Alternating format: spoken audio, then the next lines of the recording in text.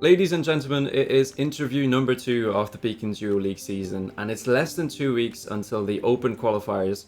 We're focusing on the maps, and to do so, I have a very special guest with me. It's none other than Jorday. Welcome, Jorday. Hello. How are you, Babs? I feel like I talk to you all the time, but now we're doing it in interview form, and it's suddenly very serious. But I'm happy to be here. What about you? Yeah, always happy to be in your company. As you know, for context to anyone, Jorday is also a member of the head staff, as am I. So we're not only good acquaintances, but good friends, I'd say. Yeah, absolutely. Okay, so just to kick things off, obviously you're part of the head staff, so you do a lot of the same roles that I would. But can you explain to the people, sort of in depth, what you do in Beacon, what your role entails? Yeah, so I'd say predominantly I'm mostly involved within the mapping side of things, along with ASA. But I think the head staff part is me kind of dabbling in some of the main decisions towards the tournament itself. So whether that's format, I don't know, graphics or anything, just giving my opinion for whatever it is worth towards that kind of thing. But I'd say, predominantly it's mostly focusing on the maps, whether that's for, in this case, my map or for the other 4 maps that are involved. And sort of considering that, you oversee the rest of the map pack, as you have done for the previous 2 seasons of the World League alongside ASA, it sort of felt inevitable that we'd see yourself as a mapper sort of make a map for Beacon. Was there any added pressure considering that, it happened now? Because it felt like there was a bit of build up to this point. My initial view, at least for the previous 2 seasons, is like it's a bit weird if I include one of my own maps of the competition, because my opinion on it is that people's initial thoughts will be, oh well, the admin's put himself on the mapping team, he's got an easy way in. That's absolutely what happened. Which is exactly what happened. Here we are. No, I think when we initially started, we didn't plan for me to be part of the initial 5. I think just the way the dominoes fell and which mappers were interested in terms of availability. 2025 is pretty stacked at the moment in terms of competitions. It just felt right and from ASA's point of view as well, it felt right for me to have my own map in there. But as far as pressure, I don't think there is necessarily a pressure. I think I do trust my ability to make a good map, and especially when I've got the assistance of the map testers such as ASA and Kebby to try out all my ideas. I mean, that's the way it goes. So yeah, I felt fine with it, really. Yeah, and obviously you had another member of the head staff, Prof, to back you up and do some really exceptional scenery on the map. On a similar note, can you rank the alt cars in TM 2020 from best to worst? The alt cars from best to worst. Okay, the best one, I think. See, I've only played them like on release, and then I just stopped playing them. So in my opinion, they're all just a bit crap. But if I was to go from best to worst, I had the most enjoyable time on the desert car. I think that was fun. I quite like the tilt aspect in that. It felt quite good to play on control. Then Rally and snow car enjoyers shaking in their boots at the moment. Snow car, I'd say like if a desert car is quite high, and then the other 2 are quite a bit lower. Wow. But I'd put snow car above rally. Rally just felt so awkward to play, and I could never get used to it. I didn't like it at all. But snow car kind of felt. It felt like something I could get used to and actually quite enjoy. It's just I don't think I ever want to play the. But decided not to. Very hard. Desert, snow, and then rally. Okay. When you knew that you were going to be mapping for Duo League, that decision was made with ASA. Did you already have a clear vision of what you wanted Orbit, your map, to look like? Yeah, to some degree. I think because when we've picked mappers in the past, it's not just like the 5 best mappers that we consider to be the best at the time. It's like we kind of, because there's more than 5 great mappers that are capable of producing a Beacon map. We kind of wanted to pick mappers based on their style and that are quite diverse from each other.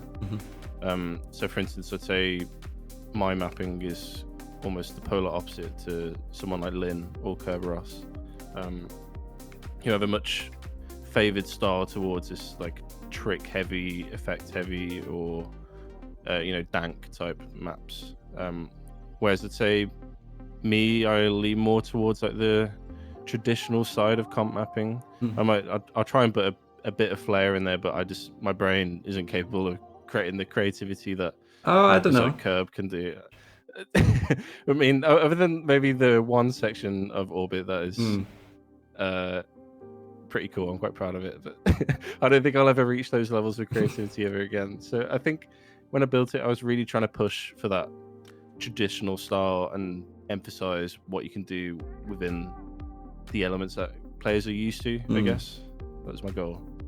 So if you could pick one mapper to make a map for Beacon who hasn't already, and obviously we know the next set of mappers to come with the following 2 maps, but who would that mapper be? One person that you have to pick. And this is basically a come and get me play. I was gonna say, this is almost like a leak for the next season, because it's who I'd want to be a part of it. But I'd say of every mapper around at the moment, the one that really intrigues me, because it's quite a new mapper as well, is SQLC. It's a Russian mapper for Halcyon mapping, and from his most recent maps anyway, I think he's amazing at this slow technical style, whilst keeping like his own flair, his own ideas in it. Like he creates ideas that I wouldn't have seen in other comp maps before, and I think that's kind of what we were after, really, that kind of excitement that it's a section that you haven't seen before and you have to learn, not just another comp map that is, you've seen plenty of times before in previous competitions. So yeah, I think if there's any one, probably SQLC, and then obviously other mappers, maybe honorable mentions if we were to ever do we're doing it. If we were doing, allowing mappers to play, which you never know if we do that in the future, it could be a thing. Obviously, someone like Wizzy would be exceptional. I mean, everyone's seen what it's produced before, especially in some of the American competitions. Drip Drop for the Pan American League. Can't remember the name of it. I think it's called Defi for the America's Masters that's currently going on. Both of these maps have the perfect level of like creative flair that we'd want for a Beacon map pack. Yeah, and one that I remember quite a bit is the Holy Nyon map that Wizzy made as well, which is quite memorable. And who just won, was it Mapper of the Year or Comp Mapper of the Year alongside Whiskey? So maybe, look forward in the future to a Wizzy map or an SQLC map, or maybe a map by both of them, who knows. What are the main differences between this BDL map pack and what we may have previously seen with the Beacon World League? Okay. Beacon World League Season 2, with the exception of Maharaga, Funny Yellow Map, was overall quite traditional in terms of their playstyle. So I think, like, at least me and Asa tried to push for a slightly more wild style map pack compared to the previous season. Try and give it that Maharaga excitement without going to the extent of that map, because as great as the map was, people, it was maybe a bit too difficult for rounds-based play, which is why we're seeing, all these NASCAR no grip 360s on Curve's map, bug slides, wall rides, ice 180s on Lynn's map, and obviously you've got the bug slide 360 on the Mine and Prof's map. We're trying to implement these kind of ideas, so like tricks that I think people are almost under the impression that you can't really include tricks within comp maps, that they're not consistent enough. Whereas I think with the right mapping and people with the right mapping ability, it's absolutely possible to create these ideas under a comp setting and have that fair play that is needed for a competition such as this. So yeah, we push for that kind of wild standard essentially. Rank these duos from highest finishing position to lowest. Hack and Spam, Brennan Baywalk, Massa and Grenadi. I think it's got to be Master Grenadi first. I think they proved how good they were from previous Beacon seasons, and I imagine they're going to have the most drive in terms of play. And then it's tough between Pack and Spam and Bren and Baywak. See, it's a weird one because I think Bren and Baywak are going to train. Not that Pack and Spam won't, but I think they're going to be more laid back about it. And I think Baywak's kind of an underrated player. People underestimate how good he actually is, especially when he's trained. And I think maybe this map pack might suit him. He was pretty good on that TMGL style when we saw him play that. So I'm going to say Bren and Baywak second and Pack and Spam third. I think with the level of training that we'd expect, I think they can pull it off and beat Pack and Spam for sure. There we are. Backing the Oceania region. Definitely a duo that I'm looking out for. Going to be cool to see them play. Very broadly, what are you most looking forward to with the BDL? And I guess in a second way, what should people at home look out for? Ooh, okay, I think the thing I'm most excited for is the element of strategy that 2v2 brings. What we can do, because I think there's so much, or at least when we approach these maps being built, we wanted to, as we usually do, see how much time gain there is in each corner and try and push for that nice balance between difficulty and suitable time gain for each sector. And I think with that, because of the difficulty that the maps bring, we'll see that element of risking and safing involved within duos. So obviously most notable one, Massa and Grenadi being that anchor, and Massa being the one that will take the risks and push for the WRs and rounds. I'm quite excited to see how that element plays out, especially for all the duos, and what kind of things we'll see. Because I think, like, even like with Pack and Spam, like you could see that same thing: Pack risking, Spam safing it, playing the round, playing the format as playing it is. Karzan.